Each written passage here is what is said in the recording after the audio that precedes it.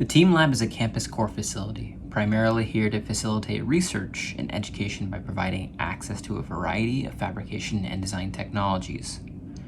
In most cases, we operate as a services facility, meaning we operate the equipment and furnish the resultant part. However, there are some situations where we can provide guided access to our equipment, or even train you for hands-on access to our equipment. We're currently split between two locations. Our primary facility here in Davis is located in the Genome and Biomedical Sciences Facility, or GBSF. In a bit, we'll take a look at our Med Center lab on the Sacramento campus.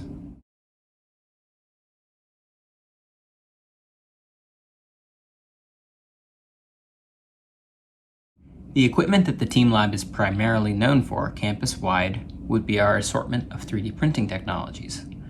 I'd like to spend a moment here introducing you to the various systems we offer in the lab and speak briefly about how each technology works. The first 3D printing platform we'll take a look at is what we refer to as FDM printing. This is the most commonly available 3D printing technology, and you may have encountered a variant of it in the past if you have previous experience with 3D printing. The way this technology works is our material begins as a roll of coiled thermoplastic filament, which is heated by a hot nozzle and deposited onto the build platform in precise quantities at known locations to construct parts. We more generally refer to this technique as additive manufacturing. The parts constructed by way of FDM printing are almost always hollow, typically about 50% empty space on the inside. We do this in an effort to save expense and printing time, but we do have the option to modulate our printing parameters to achieve enhanced strength.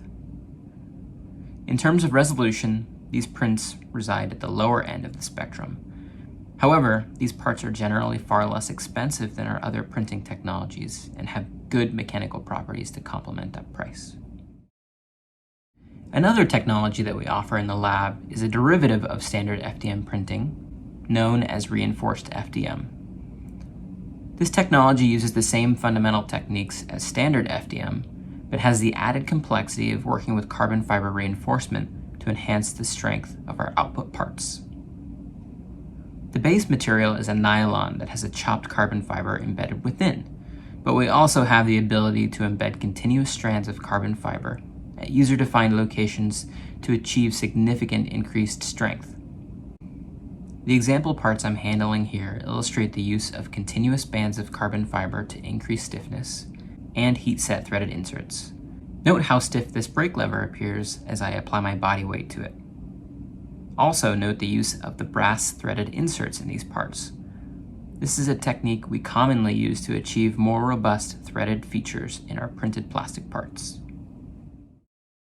Next, we'll take a look at another printing technology we offer that uses a completely different build process. Stereolithography, often abbreviated SLA, uses a UV laser to convert UV-sensitive liquid build material into a solid object. The machines we have use an inverted build process, meaning the part is deposited onto the build platform as it travels up out of a reservoir of liquid build material. Parts constructed using this technology are generally far more accurate than other technologies we've looked at, and the machine is capable of generating very small features. We also have an assortment of more medically oriented materials accessible in this platform, with biocompatibility and autoclave sterilization compatibility being important highlights. Translucent and/or clear parts are also possible on this printing platform. In terms of cost, these prints are best described as mid-range when compared to other options. The next technology I would like to highlight is what we refer to as carbon clip, which is widely considered a derivative of SLA printing. The build material remains a UV curing resin, as with SLA. However, in place of the UV laser we spoke of in our last segment, clip printing uses a high-powered UV DLP projector to cure entire layers of a print at a time. Essentially, the machine plays a video showing a part's cross-sectional profile as the build proceeds along the part's z-axis. This platform not only works quite a bit faster than our other printing technologies, but it also offers a wide array of build materials, from rigid to flexible, while simultaneously remaining what we call engineering grade, with very exceptional mechanical properties. Parts from this printing platform often rival more traditionally manufactured plastic parts, for example, injection molding, in terms of their strength and accuracy.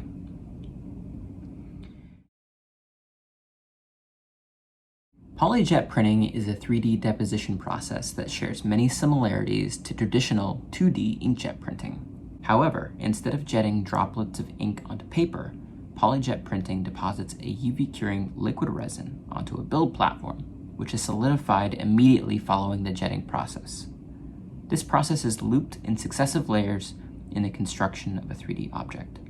One feature that makes prints delivered via this platform distinct is the ability to deposit multiple, distinctly different, build materials simultaneously, and even blend materials to achieve intermediates. Base materials are available in different colors, opacities, and stiffnesses. As an example of this property, we may load a flexible translucent material into one material bay and a rigid opaque material into another. This configuration would permit us to utilize the two base materials simultaneously and blend the two base materials such that we can modulate the stiffness and translucency of our output part.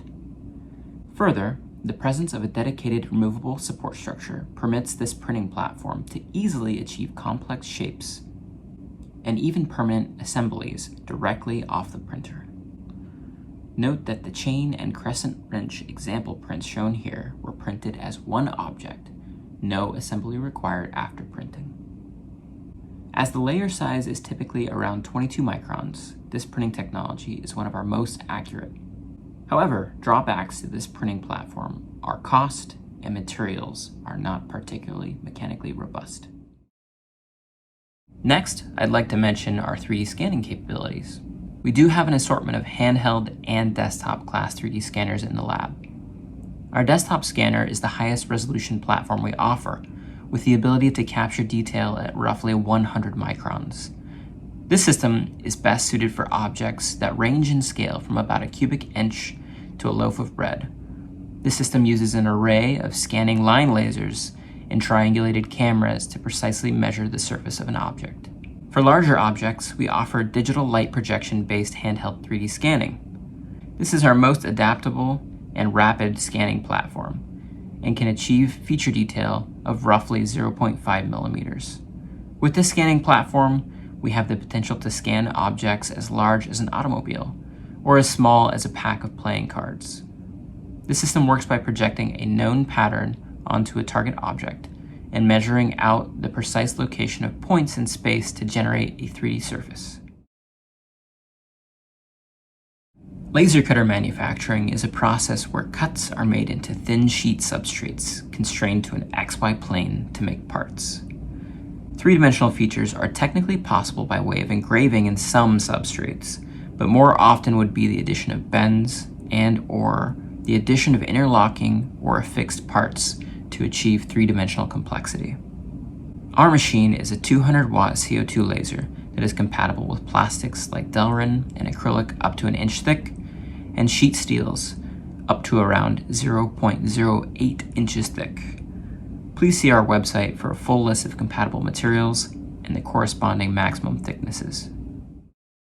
A more traditional manufacturing technology we offer in the lab, CNC machining, is a subtractive process whereby bulk material is cut down until the resultant part geometry is achieved.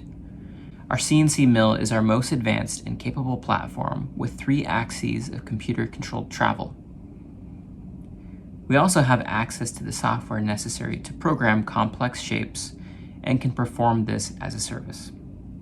Common materials include plastics, aluminum, steel, and stainless steel. Next, we'll discuss our PCB, or printed circuit board manufacturing capabilities within the lab. The machine we have access to uses a high-precision subtractive machining process to remove copper from our copper-clad FR4 input material and isolate patches of copper to make what we call traces. Population, also known as the practice of adding circuit elements to the board to make it functional, is then done by hand by way of soldering. We have the ability to manufacture through-hole and SMD boards in bare copper in up to 2 layers, one per side of the board. Unfortunately, our system does not support solder resist coatings, screen printing, through-hole plating, or gold plating.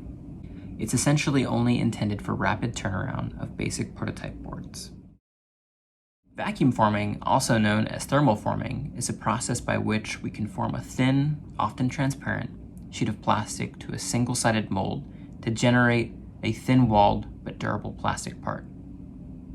The process begins by bringing the material to its softening point by way of heat. Next, we push the mold through the softened plastic and use vacuum force to conform the sheet to the object. Finally, the mold is ejected and we have our part. Materials common to this manufacturing platform include PETG, ABS, PVC, and HIPS plastics.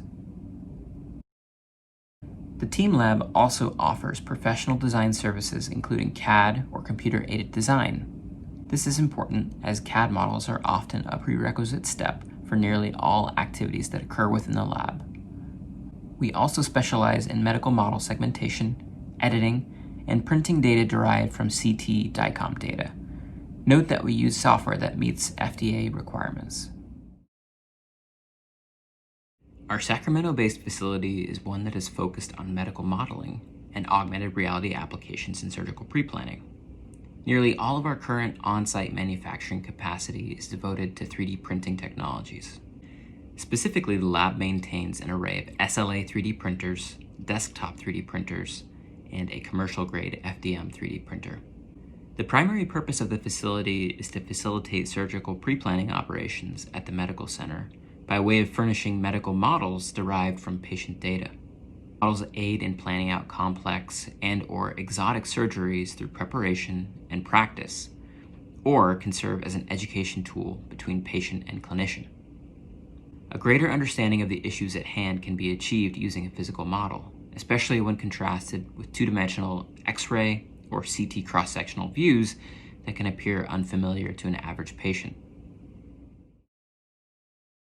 For additional details, please visit our website at team.ucdavis.edu.